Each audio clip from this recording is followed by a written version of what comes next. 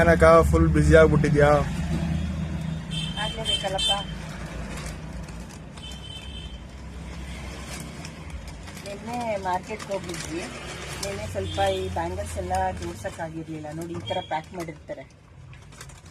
ಈ ಥರ ಪ್ಯಾಕ್ ಮಾಡಿರೋದನ್ನ ನಾವು ನೀಟಾಗಿ ಅರೇಂಜ್ ಮಾಡ್ಕೊಬೇಕು. ಇಲ್ಲಾಂದರೆ ಬರೋ ಕಸ್ಟಮರ್ಗೆ ನಾವು ನೀಟಾಗಿ ಬ್ಯಾಂಗಲ್ಸ್ನ ಕೊಡೋಕ್ಕಾಗಲ್ಲ. ಈ ಥರ ಮಾಡಿರ್ತಾರೆ. ಅಂದರೆ ನಾವು ಒಡೆದೋಗ್ಬಾರ್ದು ಅಂತ ಹೇಳಿ ಒಂದು ಥ್ರೆಡ್ಡಲ್ಲಿ ಫುಲ್ಲು ಕಟ್ಟಿರ್ತಾರೆ. ನೋಡಿ, ಈ ಥರ ಮಾಡಿರ್ತಾರೆ.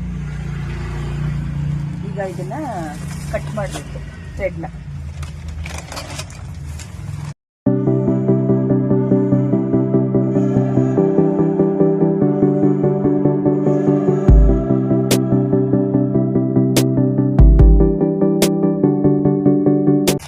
ಇದರಲ್ಲಿ ಒಂದು 14 ಡಜನ್ ಇರುತ್ತೆ. ನಾವು ಸಪ್ರೇಟಾಗಿ 7 ಬ್ಯಾಂಗಲ್ಸು 7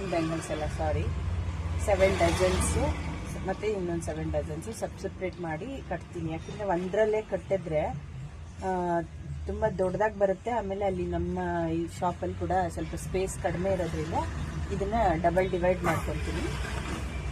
ಆವಾಗ ಡಿಸ್ಪ್ಲೇ ಕೂಡ ತುಂಬ ಚೆನ್ನಾಗಿ ಕಾಣಿಸುತ್ತೆ. ಈ ರೀತಿ ಎಲ್ಲ ಅರೇಂಜ್ ಮಾಡ್ಕೊಬೇಕು.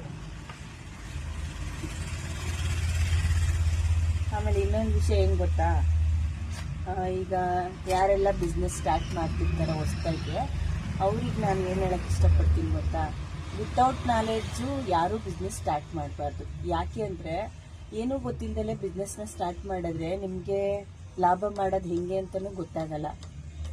ಅವಾಗ ಇರೋ ದುಡ್ಡನ್ನು ವೇಸ್ಟ್ ಮಾಡ್ಕೊಳ್ಳೋ ಚಾನ್ಸಸ್ ಇರುತ್ತೆ. ಬಿಕಾಸ್ ಯಾಕೆ ಅಂತ ಹೇಳ್ತಾ ಇದ್ದೀನಿ ಅಂದರೆ, ನನ್ನ ಎಕ್ಸ್ಪೀರಿಯನ್ಸಿಂದ ನಾನು ಇದನ್ನು ಹೇಳ್ತಾ ಇದ್ದೀನಿ. ನಾನು ಆ್ಯಕ್ಚುಲಿ 0 ನಾಲೆಡ್ಜಿಂದನೇ ಒಂದು ಬಿಸ್ನೆಸ್ನ ಸ್ಟಾರ್ಟ್ ಮಾಡಿದ್ದು.